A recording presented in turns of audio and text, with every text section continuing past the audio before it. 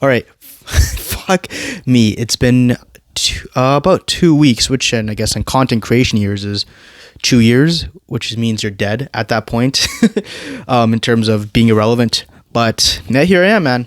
Fuck it, I'm back from a good, worthwhile vacation, I guess. As you can tell, I'm in my bedroom, like the place I used to do back in the backyard. Just like there's just too much people out there, and since I live with like 20 fucking people, I can never really later. I have a setup, so hope you all enjoy it. I think this is actually a better feel, to be honest, a more authentic feel, you know. But yeah, it was good to be back, man. It was a good vacation ish. For those who don't know, I mean, Vancouver, BC has just recently lifted up its restrictions for the most part. Obviously not yet. We're not gonna have full openings till September. But yeah, I mean, it's been good, man. It's been good. So I've been just kind of taking some time off away from that, doing things that I would normally be doing, like going to fucking lounge, shisha lounges, going to birthday parties. Yeah, and it was a good time, man. It just made me realize how much I miss, man. How much I miss for just doing normal stuff before the pandemic, man. Going to networking events, chilling out with buddies outside of work, chilling out with buddies after work, doing stuff in the weekend, doing normal stuff. So it's kind of good to take that in and just kind of relive those moments. But yeah, it's good though, man. It's good. And what I've learned, man, especially in school, man, and in my own life, is that like things just happen all at the same time. They really do. Like I remember going to school, and in the semester, like it'd always be very easy. Like no one would really want to put assignments in, but then as soon as the first midterm hit, then this is when shit hit the fan. You can never hang out with anyone because there's like 20 different assignments, and every professor thinks it's a good idea to just do the exact same thing. So it's never like a steady pace. It's like, okay, it's really easy for the first couple weeks, then the first midterm hits, then after that it just kind of ramps up to like a million. So it's kind of the way it happened today, man. It was just consistent like hangouts and hey man, let's go to my birthday party. Then I had an event afterwards, and it was just kind of like all at once. But I guess it made sense, especially because like things just first started opening up, right? So when things start opening up, all your friends want to hang out, right? It's like, hey, look, man, let's go to the shisha lounge. Hey, man, I have a birthday party in my backyard. Come out. I'm like, all right, cool. Hey, let's go watch a movie the day after while you're fucked up. I'm like, all right, cool. And so, you know, you like at that point, man, I know I'm trying to sound like an excuse, like I haven't been producing, but that's literally what's been happening. No excuse though. I mean, it's one of those things where you gotta find a manageable way to do things. And not, you know, let your content production suffer, right? So that's kind of what I've been trying to learn, slowly but surely. But yeah, man, I mean, so I'm gonna look, man. So I'm looking at my notes because I believe it or not, I actually do type a script with what I'm gonna talk about, and for some reason I somehow built in like the impossible to buy a property in Vancouver here. I don't know how I linked it to this conversation. But I'm gonna try anyways. But yeah, okay, yeah. So we talk about the weather. So I mean, I know a couple people who live outside the province, so who kind of live in different parts of Canada. And if you're in the States, you can kind of compare like like Canada, like Vancouver, BC, Canada, to LA, right? You know, it's close by the beach, manageable weather. Probably the best weather in Canada, honestly, to be honest. It's mild all around, right? It goes from like 0 to like 30 degrees, and that's kind of the span that we're used to all throughout the year. And it doesn't really get like below 0 degrees Celsius, which in Fahrenheit, I don't know what the fuck you would call it. But yeah, I mean, it's manageable, right? It'd be considered mild for what you get for snow in other places like Toronto or Calgary or Montreal. You get rain in Vancouver, which moved from Toronto to Vancouver because of the weather. The weather actually played such a significant portion in their move, and they're just like, okay, fuck it, dude.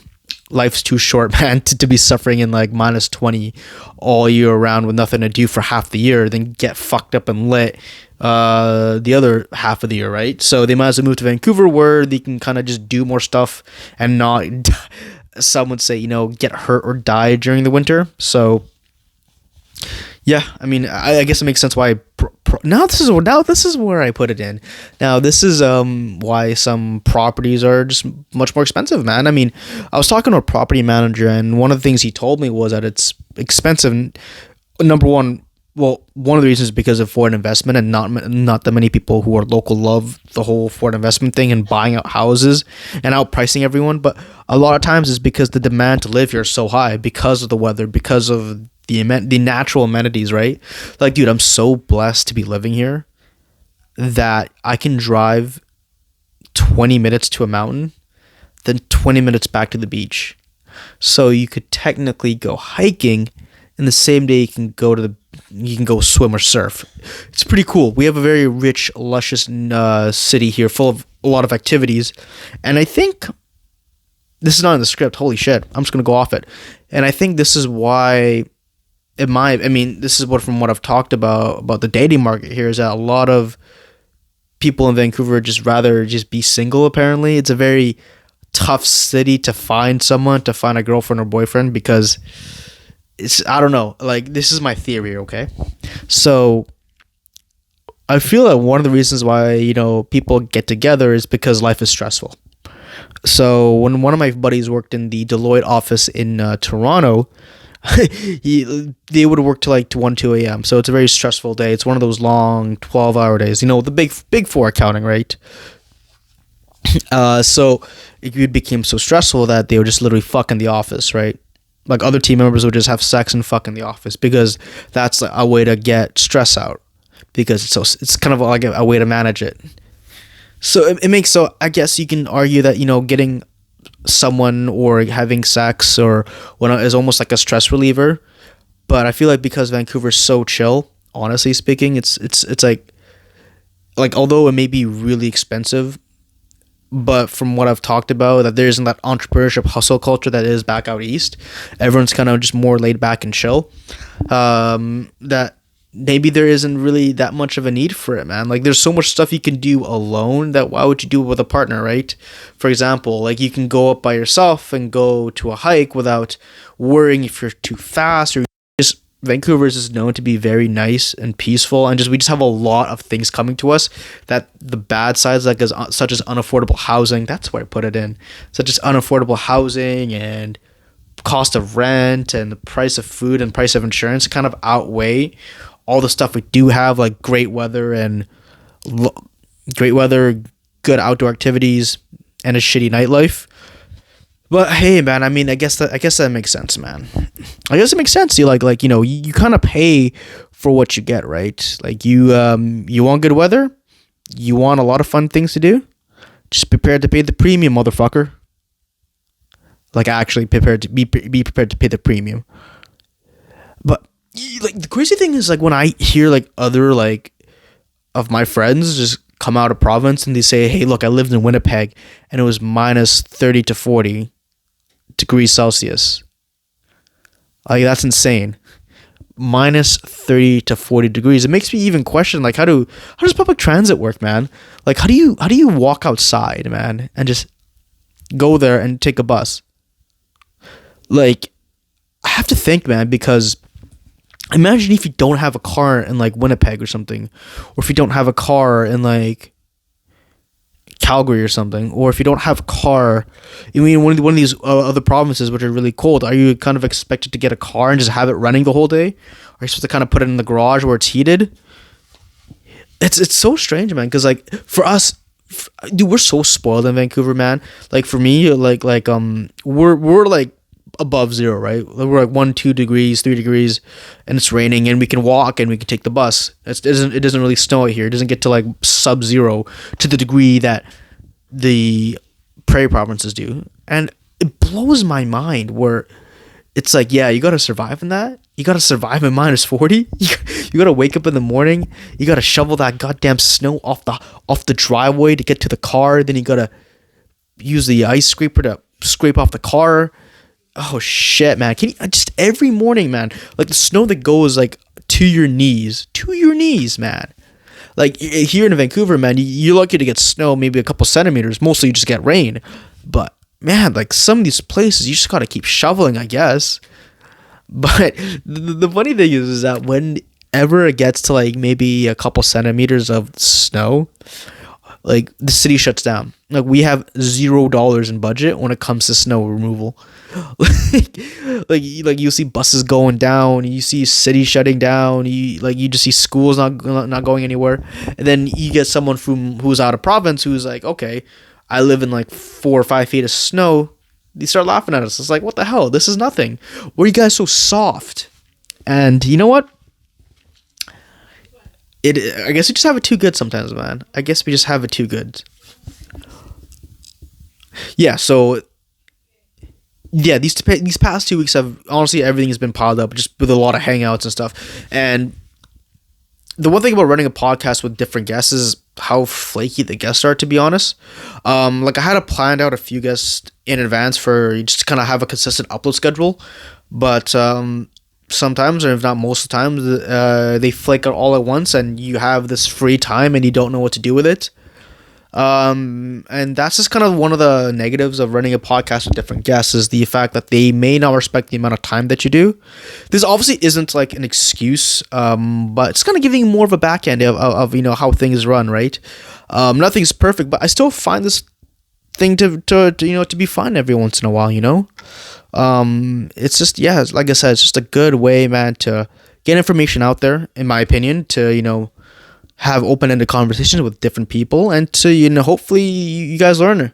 But one of those things, like I said, as a negative, is how flaky the guests are, or how kind of like they don't really respect the time. It's like, hey, look, I'm gonna cancel last minute, sorry. And I'm like, oh fuck, okay, I just lost some of the rent money for the studio, but you canceled me last minute, now there's nothing I can do. Or the other thing is when, like, I've noticed, man, it's like when some guests kind of like, they have like a business or they have like some sort of thing that they want to promote, so the only thing that they do is talk about that one thing to promote their shit. Fuck, it pisses me off, dude. Like, yeah, it just fucking pisses me off, man. It's like, you're just like, you're not here to have a conversation or know who you are behind the product or who you are behind the business. You just want to just go there, promote your business, and sound like a fucking robot. Like, that's inauthentic as hell. And you know what, man? You know what I've learned is that, like, this is for me, I like to buy things from people that are at least honest and real. Like, even if they're a bit tacky, even they're like a bit, uncouth, as some would say, right? Or if it's just a fucking asshole, man, like me, right? Where they don't give a fuck what anyone thinks. I'd rather buy from you because I know you're a real person. You have something that you stand up for.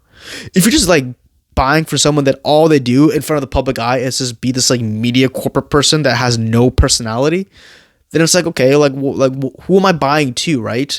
For this small business owner or for this content producer, like who are you behind the camera? I mean, I know a couple people that come on the podcast and they always ask me, man, like I had a couple of guests ask me, it's like, what do you want to talk about? I'm like, fuck, I don't know.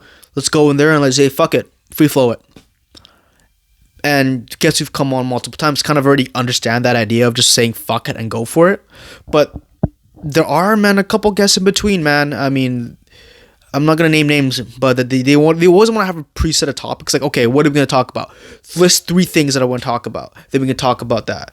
It's like, nah, fam. Let's just fucking go for it. Shoot the shit, right? Because when you shoot the shit, it sounds more authentic, right? You make mistakes. You stutter. It's very human of you. And I think that's what we're slowly missing. It's like when these companies, man, like, I fucking hate this shit, man. It's like when companies, for Pride Week, for Pride Month, change their logo to like the Pride flag logo. It's like, who are you trying to impress? Like, apparently Volkswagen, look me up on this, I don't know, but Volkswagen actually had them change their logo to like a Nazi logo at some point. So it's like, do these companies really care about the actual issues that they're facing, that the people in the LGBTQ plus community face, or are they just doing it to pander, right? Yeah, are they just doing it to pander? I mean, I don't know. Like, it's obvious that they don't give a fuck. It's all about the bottom line at the end of the day, man. All the social justice stuff is all about the bottom line. Like, you don't really mean it. And this is when I say when it comes about these personalities, right? Like, you want to be authentic, right? And doing what everyone else does and just having that logo up without really doing anything it's meaningless virtue signaling. It's like every other politician that just capitalizes on every incident. What's that thing called again? There's a saying. It's yeah, don't let a good crisis go to waste. So as soon as okay, I'll give you some context about this. So there's bodies found of indigenous people in these residential schools. Now, for those who don't know, residential schools were basically run by the Canadian government in disguise with the Catholic Church to basically take the people away, the indigenous people away, and kind of separate them from their families and to raise them in a way that they would forget about their own culture, right? And one of those things is where there were a lot of unreported bodies underneath the schools. There was some investigation that led on, which actually had a lot of these bodies discovered that weren't really, they never had a proper burial. And it's very sad. It's a dark spot in Canadian history. So instead of looking forward for ways to actually, let's say, move forward, mend those relationships, because I know someone who is of indigenous background and who it's like their own relatives won't even buried properly. They're just fucking thrown in. So instead of looking for active ways to mend that bond, I'm not gonna name any names because I don't want to name drop anyone. There are these certain politicians. All they would do is they go on Twitter, they fucking post on their Instagram. They're like, hey man, there's a body of 165 indigenous kids found, or yeah, bodies that were found unreported. Fuck you, Justin Trudeau. It's like, you pretend to care about the issue, but you're using that crisis to attack your political enemy. That's just so disingenuous. That's disgusting. It's toxic, right? And look, just if you want to care about an issue, do some active, do something that's active about it, right? They had this whole incident where they were tearing down statues in Victoria, and it's like, okay, I get your frustration, but where's that energy going to be a week from now, where you want to maybe have some practical action? There was this recent story where I think one of the reserves actually just got access to clean water just recently.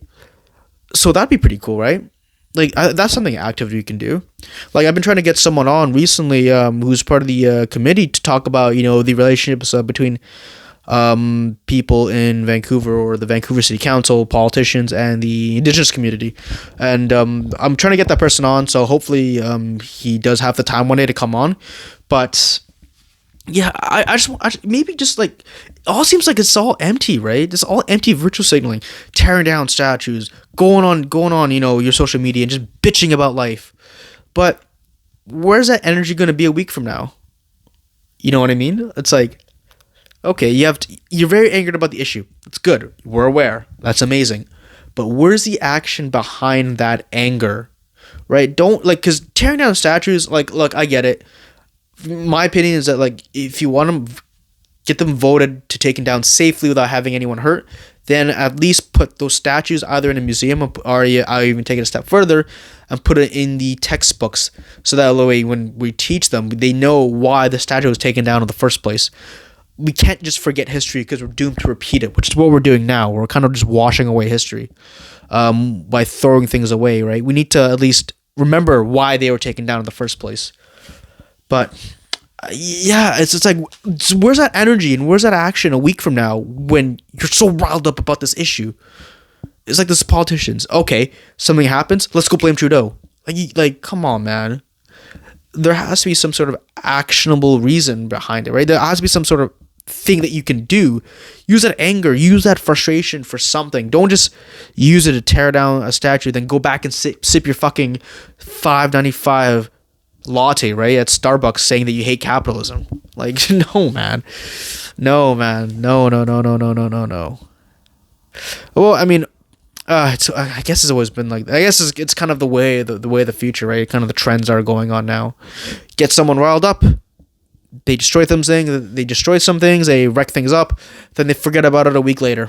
On to the next story. It's quite a shame, really, that we're so ADD, honestly. We just have a constant fix for story. A constant fix for story. Yeah, yeah, man. I mean, well, I guess welcome to the to the news cycle, right? Welcome to the world of the news and politics, where the goal is to get people pissed off for a week, then after that, find something else to piss people off. It's unfortunate, though. I mean, for the bodies that were found, very dark point in history for Canada, and my heart goes out to these people. Wow, that was just out of nowhere. Okay, let's just see. Oh yeah, right. So some lighter things. Yeah. So there's just, with things opening up, and I actually just got my second dose. I'll talk about that in a bit. I was checking out this jujitsu place. That's 20 minutes from my house. I'm gonna most likely join that place because it's like a 20-minute walk from my house, and it's just not bad. Uh, and it just hit me like what I used to do before the pandemic, like what I used to train, and it just reminded me of that. Like when I went into the jiu-jitsu gym and saw people flipping each other over, it just all hit me like that. Like, oh, I can't snap. What the fuck? Like this. It all hit me very, very, very quickly. Just gonna fucking move like this, man. There you go. Yeah, it all hit me very quickly. Well, what I used to do. It's so funny. So I used to go to this UFC gym in Coquitlam, which is about an hour away from my house. 25-30 minute drive. But here's the crazy fucked up part. I took transit, right? So in order for me to get to this place in the burbs, I would walk 5 minutes, take a bus, go down and take a SkyTrain. It's like, think about a SkyTrain like a subway, but above the ground. So I would take that SkyTrain all the way down to the gym, then I walk around 10 minutes. And it was so fucked because like I remember going to jiu-jitsu class at 8 a.m. in the morning, which meant I had to wake up around 5:30 a.m., 6 a.m., then leave the house around 6:50 to 7 a.m. And I used to do that like 3 times a week just to go to a place that's about 50 minutes of jiu-jitsu, followed by like another hour of sparring. So the striking coach who trained me has unfortunately passed away. R.I.P. Marco. But it was a really good time. Like the way I did it, and it just kind of all that kind of just hit me. At the start, man, it made me realize like what I loved to do was learning the martial arts and learning to practice. And I'm gonna be very excited for this because I used to go back and forth between jiu-jitsu. Jiu-jitsu is like one of those things where like I got fucked. Like every single class that I went to was I just got submitted. Like I could not get a hold. I could not get a position, a dominant position. I like whenever the jiu-jitsu coach would show something, I would not know what to do. I'd always get confused. Nothing ever made sense. It was just frustrating, man. So like I would go no gi, but it would be inconsistent. So hopefully when this happens, I can slowly learn again. Apparently, you're not supposed to get anything the first couple like months of training. Like nothing's supposed to make sense. Yeah, but I'm looking forward to this, man. Kind of slowly going back to what I was doing prior to the pandemic, on top of the new stuff that I found, like doing the solo show or podcasting. Yeah, and it's always funny because like I took public transit everywhere that so that like many people didn't really realize like how much I actually had a class 5, which in otherworldly terms is I had a full license, so I can drive. Fully since I was, I believe, 19. So I got my license. I got my L in 16, which is like a learner's driver. Then I got my N, which is like the ability to drive by yourself by the age of like 17. Then by the age of 19, which is like the minimum 2 years, is when you can drive by yourself, like fully, like all the time. Carry as much gas as you want. So I had that since I was 19, but I never really drove because when you go to university, you have this like bus pass that lets you go anywhere you want, included into your fucking stupid what's it called? Included into your tuition. So I never really drove around. But then it's so funny because I never drove and I took the bus everywhere. Like everyone really questions, like, do you even have a license? You don't have a license, do you? But in reality, I did. Just never used it. Yeah. But it's weird now because right now we have a car, but I'd rather just prefer to take the fucking bus or the SkyTrain because this is easier. Like you don't really think about going from point A to point B. Like when you drive, you have to actively switch lanes. You got to know where to make a left. Like you got to turn on your signals. You got to check if the lights on. You got to make sure you're following the speed limit or not going over the speed limit. And you got to brake for unexpected people running through the light, or some pedestrian trying to run to make the stoplight while you're almost making a left. You don't really think about that stuff while you're taking the bus or the SkyTrain. You kind of go there, put on your headphones, sleep, and by the time you're already there. So it's like your own little private chauffeur, but with your tax money. And yeah, it's why I prefer it, because you don't think about getting place to place. You kind of know that you're gonna get there safely. But so yeah, I mean, if I'm gonna drive, just like I would drive, but like not during traffic hour. Like no, like this is what I don't understand about like motherfuckers that just drive to downtown. It's like it's always gridlock, man. Like especially in the afternoon. Like when you go there, you can't make certain lefts on certain time periods. Some other places are one-way roads, and like many drivers just like to switch lanes in like the tightest of spots, and it seems like there's so much gridlock in between traffic that you're actually able to walk to your place faster and a lot less stress free, man. Which is why I don't really drive through downtown. There's no point in driving through downtown.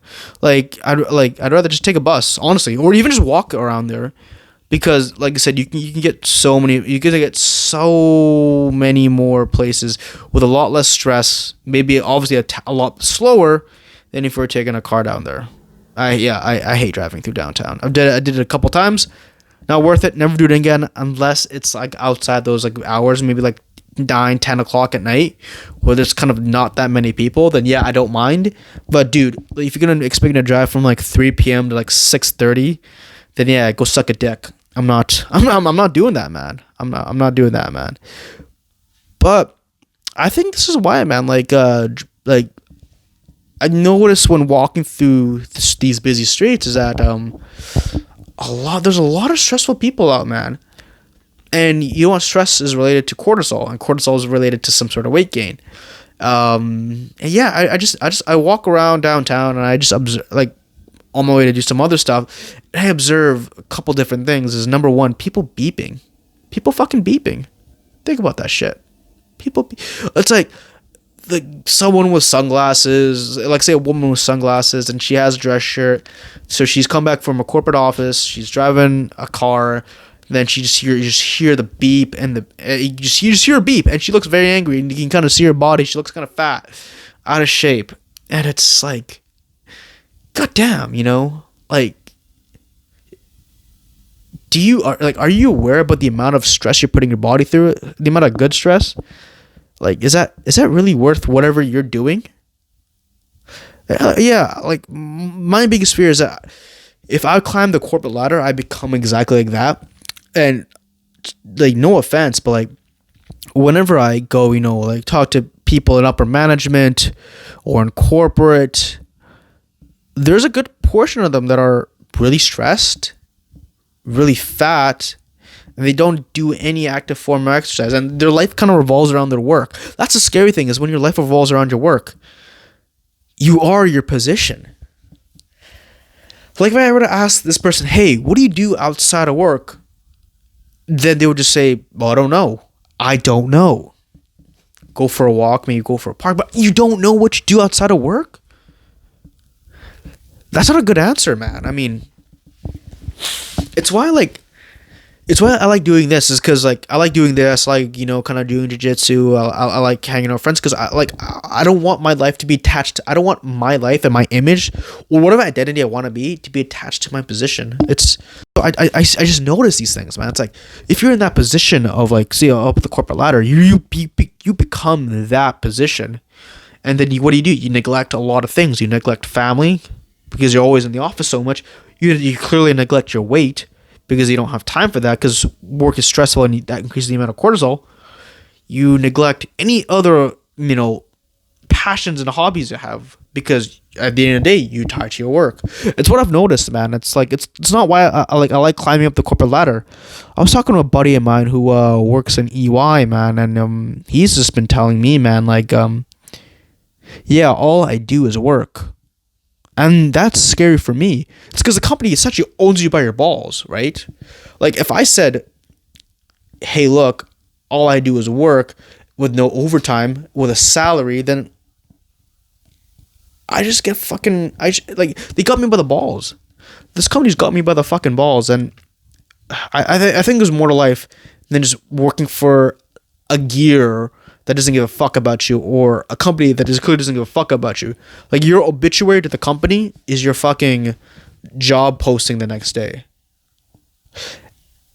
And yeah, wow, I'm gonna tie this. I want to tie this again, and I think this really comes back to why our economy and the way our society is kind of going. It's just because, and why the rise of these gig economies is because I think learning from the previous generation was, hey, look at my dad. He worked at a job for 40 years, right? 20, 30 years, whatever. In the same position, he worked 70 hours a week, right? No, not even that. He worked 60 hours a week.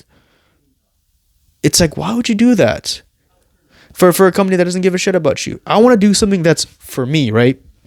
So which is why you kind of see more of this gig economy coming up, like being Uber drivers, because you get to work whenever you want. Then once you have that money to work whenever you want, you can do your own thing. Because I think that's what we realize is that working in a big company isn't all it's meant to be. Don't get me wrong. There are a lot of cases where working for a big company is good, but I think for the most part, like, we've been sold this lie, this corporate lie that you could find your purpose through getting a job. You can find, you don't need to start a family. You don't need to work on these things. If you have a job, you can give up love. You can give up, relationship with your family. You could be a total dickhead if you work for this job. It's what I was taught. It's kind of what was banged in university. The big four accounting firms. They're great. They're prestigious. You get them, and they'll take you anywhere you want. They accept the best of the best. But that's such good marketing, because from the inside, my buddy from EY tells me that they're understaffed and they work way too hard. And now this whole thing about prestige of him working in EY is gone. It's not there anymore. He doesn't give a fuck. They've done a really good job at selling us this thing. And I think it's backfiring, because the growth of this gig economy, I think it's only going to get bigger, because we're slowly realizing that you don't have to work in a big company to get lots of money. You could be a fucking dumb TikTok influencer. You can get a perm. You can shave your sides. You can do some dances, and you can make millions of dollars in like 6 months to a year. Sponsorship deals, brand deals, until you get canceled for saying some dumb shit. Then you go back to working the gig economy. But I think this is where the world is going. Is more gig stuff like Uber, Skip the Dishes, where you can work whenever you want, then use the excess time to create your own small business, to create content. And whether it's good or bad, I don't know. But I think that's where the way the world is going, man. Like I said, I'm obviously not necessarily on the gig economy, but I am in the other half of just doing your own thing and maybe, adding value to the world that way, right? So at the end, thank you so much for listening. I hope you enjoyed this episode of the Solo Show, and I'll talk to you soon. Take care, everyone. Be nice to each other, and be safe during this time.